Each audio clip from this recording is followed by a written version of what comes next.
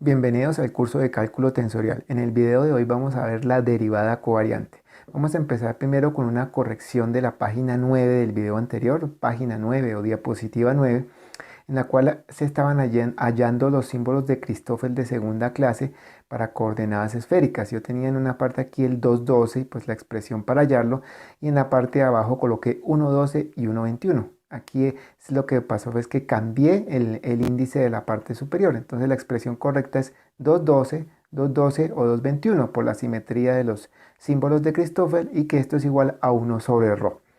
Bueno, vamos a empezar con las derivadas de los vectores base. Para ello vamos a utilizar como ejemplo las coordenadas esféricas. Entonces nosotros ya hallamos en un video anterior los vectores base en coordenadas esféricas, el e-ρ, el e-θ y el e-φ.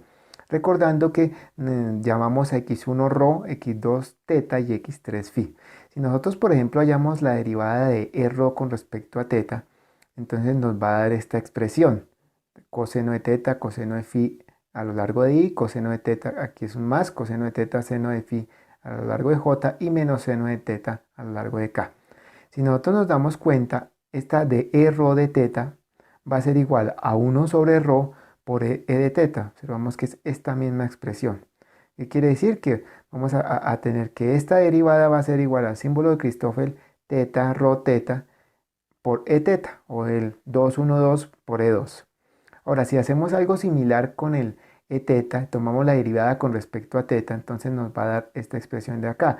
Menos rho seno θ coseno phi en i, menos rho seno θ seno de phi en j y menos rho coseno de θ en k.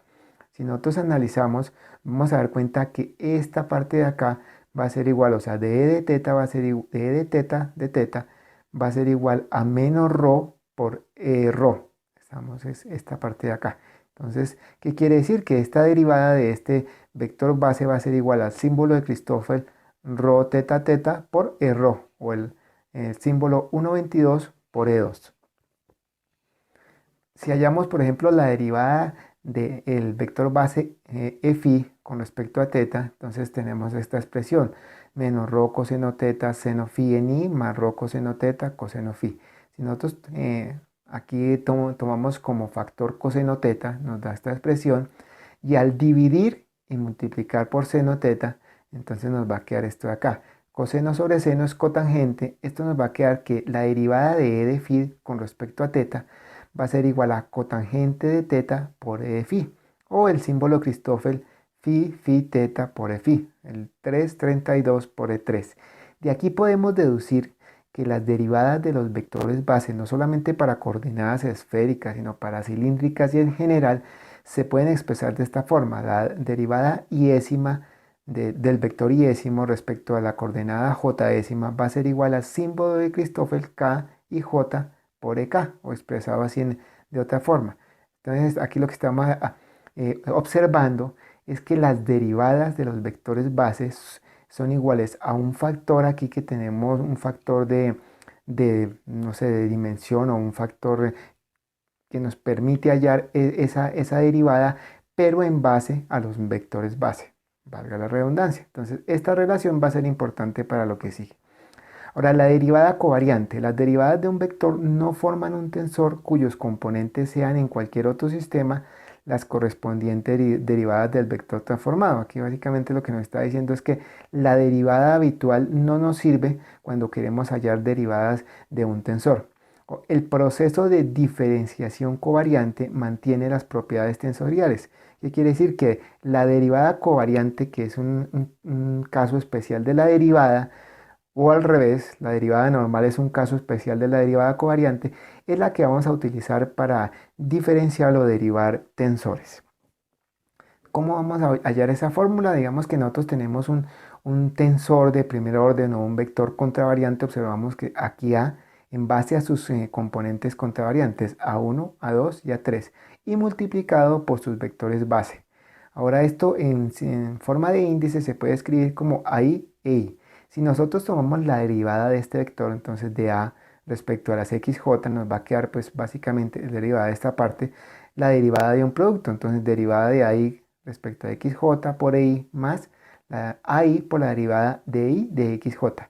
Y si nosotros recordamos de la página anterior, la relación que acabamos de hallar, para las derivadas de los vectores base, esas derivadas se pueden expresar en función de los símbolos de Christoffel. Entonces tendríamos que la derivada de a de xj va a ser esta parte de acá, que es esto de aquí, y por ahí, que son los componentes contravariantes del vector, y multiplicados por el símbolo Christoffel de segunda clase con estos índices y multiplicado por el vector base. Aquí en esta parte de aquí, para generalizar, lo que hemos hecho es simplemente que esta i la hemos cambiado por j porque es un índice que se repite, y esta acá la hemos cambiado por i. Tenemos esta expresión general.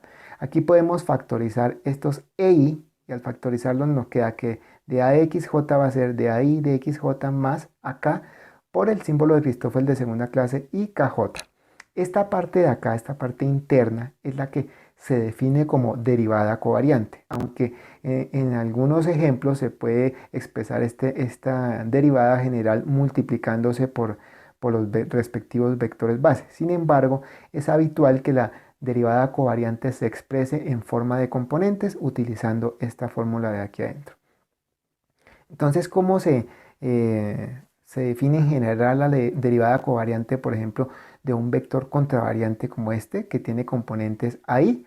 Y lo que hacemos es colocar una coma aquí en esta parte indicando que es una derivada covariante, y después el índice refiriéndose a la coordenada con la cual o respecto a la cual vamos a derivar. Entonces, aquí lo que estaríamos diciendo es que la derivada covariante del tensor AI va a ser igual con respecto a j, va a ser de AI de xj más esta expresión de aquí. Aquí pues es lo mismo, simplemente expresamos el símbolo de Christoffel con los corchetes.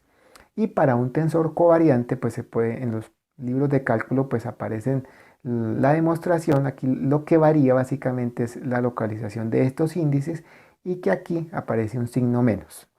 Ahora, la interpretación de la derivada covariante, si observamos aquí, pues tiene en general dos términos. Entonces dice, el primer término de la derivada covariante representa la tasa de cambio del campo tensorial mientras se mueve a lo largo de la curva coordenada. Básicamente, cómo cambia este tensor cuando se mueve respecto a esta coordenada.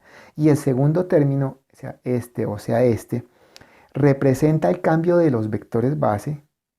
Básicamente aquí estos símbolos de Christoffel nos están indicando eso, mientras nos movemos en las curvas coordenadas. ¿Por qué? Porque aquí esta parte de acá se refiere al tensor como tal, y esto se refiere a los vectores base. Si por ejemplo los vectores base son constantes, entonces estos símbolos de Christoffel van a ser igual a cero. ¿Qué quiere decir? Que la derivada va a quedar aquí como la derivada habitual que nosotros conocemos, simplemente la derivada del vector con respecto a las xj. Entonces, esta parte de aquí, recordemos, es cómo cambian los vectores base en términos de las curvas coordenadas, y esto es cómo cambia el tensor en sí respecto a las curvas coordenadas. Ahora, si nosotros queremos hallar en la derivada covariante de tensores de mayor orden, en general el procedimiento es el siguiente. Dice, el procedimiento para hallar la derivada covariante de un tensor arbitrario consiste en tomar la derivada parcial del tensor. Observamos que no importando si es covariante o contravariante, siempre vamos a hacer esto. Luego restar un término, o sea, restar un término de estos de Christoffel multiplicado por los componentes por cada índice covariante. O sea que por cada índice covariante va a haber un término de estos con signo negativo. Si aquí hubieran dos índices covariantes, pues aparecerían dos términos de esto. Y sumar un término, el símbolo de Christoffel, gamma y kj, por cada índice contravariante, como lo observamos acá. Entonces, por cada índice contravariante se suma un término de estos, y por cada índice covariante se resta un término de este tipo, y siempre se va a tener la derivada del tensor, no importando el rango del tensor, como primer término. Vamos a ver unos ejemplos. Dice, hallar la derivada covariante con respecto a teta del vector expresado en coordenadas cilíndricas a 4 seno teta a lo largo del vector ER, más R coseno teta a lo largo de teta, más z cuadrado a lo largo de z. Entonces aquí tenemos, como este es un vector contravariante, vamos a hallar la derivada en base a esta fórmula. Entonces lo que nosotros hacemos básicamente es darnos cuenta. Esta derivada pues la vamos a hacer respecto a las diferentes coordenadas, pero aquí nos damos cuenta que hay un índice repetido, que es el K. Esto, recordemos, nos está indicando sumatoria. Entonces, como recordamos, para coordenadas cilíndricas, el primer índice, la primera variable es para R, el segundo para teta y el tercero para z. ¿Qué quiere decir? Que va a haber una sumatoria en el que va a cambiar este K por los respectivos índices. Entonces tenemos, lo primero que veamos es la derivada con respecto de AR con respecto a teta. Entonces va a ser de AR de teta más. Entonces la sumatoria, observamos aquí R, después más teta y más z. Y aquí va i, que es esta de acá, o sea, r, observamos r en todas. Y aquí va j, que es que la variable respecto a la cual diferenciamos. Entonces teta, teta, teta y teta. Lo mismo cuando queremos hacer la derivada de teta con respecto a teta, porque aquí nos están diciendo que hallemos la derivada del tensor o del vector con respecto a teta. Entonces tenemos que hacer la derivada respecto de la parte de r, la parte de teta. Entonces lo mismo, de a de teta con respecto a teta. Entonces sumatoria, r aquí te observamos teta y z. Y aquí cuál es i, i es teta y j es teta. Entonces va a ser teta, teta, teta, teta y teta, teta. Y la última, la misma, el mismo mecanismo, el mismo procedimiento, pero esta vez ya teniendo en cuenta la parte z. Entonces, AZ derivada con respecto a teta. Entonces, de AZ de teta y lo mismo, la sumatoria en la que este que va cambiando R, teta y z. Y aquí esta parte y entonces esta I que va a ser z y esta j que va a ser teta. Entonces ya tenemos las tres expresiones. Ahora recordemos los símbolos de Christoffel de segunda clase para coordenadas cilíndricas. Entonces los únicos símbolos que existen son el r teta teta que es menos r, el teta r teta que es 1 sobre r y el teta teta r que es 1 sobre r, que es básicamente este, pero por, las, por lo que estos son simétricos, estos símbolos, pues tienen el mismo valor. Entonces ahora vamos a hallar de a de teta. Entonces, de a de teta, ¿qué es? Pues nosotros solamente, aquí solamente nos van a importar los términos que sobreviven. Entonces, ¿cuáles son? R teta teta. Observamos que es esta parte de acá. R teta no existe. Estos de acá de z no tampoco. Entonces se van. Entonces nos va a quedar esta parte de acá de a, r de teta, menos r a teta. Esta parte de aquí es este y r teta teta, que es esto. Entonces, perdón, a teta, r teta teta. Esto a lo largo de qué vector. Si recordamos, esta es la expresión que vimos en una de las páginas anteriores, a lo largo de EI. Pero EI, ¿qué es? El índice que aparece acá. Entonces, en este caso, como es R, sería a lo largo del vector ER. Y lo mismo para la segunda expresión, a de teta teta. Entonces va a ser de a de teta más 1 sobre R, que es este símbolo de Christoffel, por AR a lo largo de teta. Y más la derivada de AZ con respecto a teta. Entonces nos damos cuenta que estamos aquí hallando, incluyendo los índices, perdón, los vectores base, ¿no? Sin embargo, recordemos que la derivada covariante solamente incluye esto. Aquí solamente pues para expresarlo de una mejor forma, pero recordemos que la derivada covariante es solamente esta parte.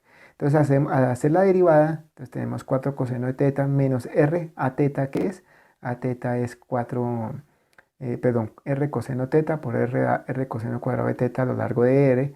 Esta parte de acá, pues es la derivada de a teta, pues, teta más 1 sobre r a r. A r es que 4 seno teta, entonces sobre r y a lo largo de teta. La derivada de la parte de z, o sea, z cuadrado de z, no depende de teta, por consiguiente es 0. Entonces, esta es la expresión de a de teta. La derivada covariante, como les recuerdo, pues son básicamente esta de acá y esta de acá, sino que esto es una forma diferente de expresarlo.